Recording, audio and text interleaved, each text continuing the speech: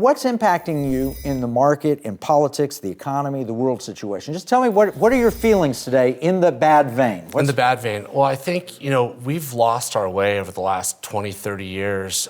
Growing up in California, it was truly the epicenter for entrepreneurialism. Back in the 70s and 80s, when Reagan was governor, all the way through the Reagan White House, more businesses were created in California than any other part of the country, year over year over year. And then there's a shift as we found our way through, I think, the education system. Some of the things that were being taught led to less entrepreneurialism. And we've really fallen away from that ownership mentality. And that's what scares me about where we're at as a nation today.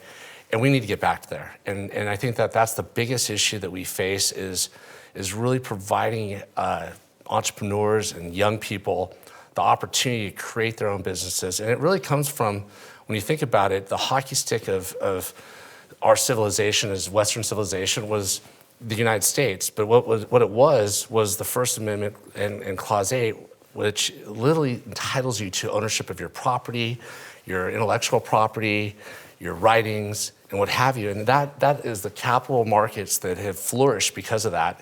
And since that time period, we've created more Nobel Peace Prize winners, more movies, more musicians, more everything, more inventions, more patents than any other country, all countries combined. Yeah, well, you go to the Constitution. What I want to congratulate you for is making your children memorize either the Bible or the Constitution to get their first cell phone. I mean, that's very creative. Age 12, you can have a cell phone, but you have to memorize this first. That's right. Yeah, if you want a cell phone, that's what they had to do. In fact, it's helped our kids out tremendously in their history classes and really understand, look, if you don't know your rights, how do you defend it? Well, that's how Ted Cruz became. That's right. He started by memorizing the Constitution. It was a funny story. I was in Colorado. We were helping Ted Cruz, or we were invited to go to an event to decide if we wanted to help Ted Cruz with his deal. And I was sold on Ted from the moment he became a senator.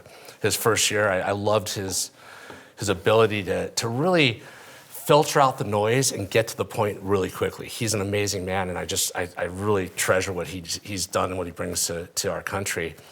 And we were sitting there, and my daughter had just memorized the Constitution, and Ted stands up on stage and says, my dad made me memorize the Constitution to get a bike.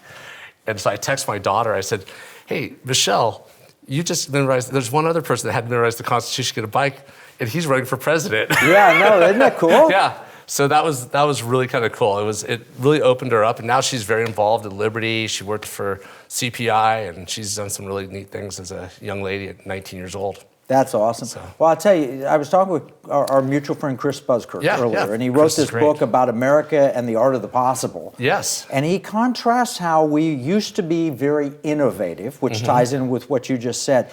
That Constitution had a very unique clause in it.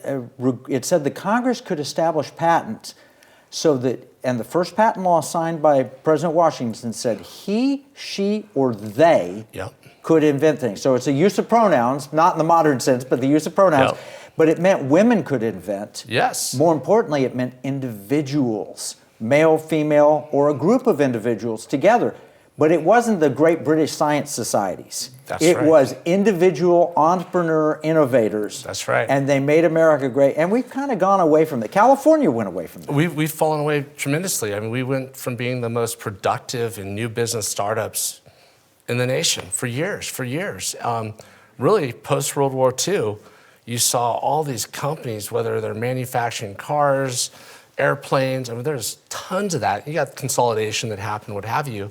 But the reality is we were the epicenter for growth for so long. I mean, it's funny, you look at history, and it was move west, young man, right? Right. Well, the Pacific Ocean kind of stopped the westward movement, but really I think it's an acronym or a symbol for productivity and creativity and adventure and really starting your own business. And I think that we need to get back in line with that, and that's one of the big issues that I'm really, I try to focus on with young people at Turning Point.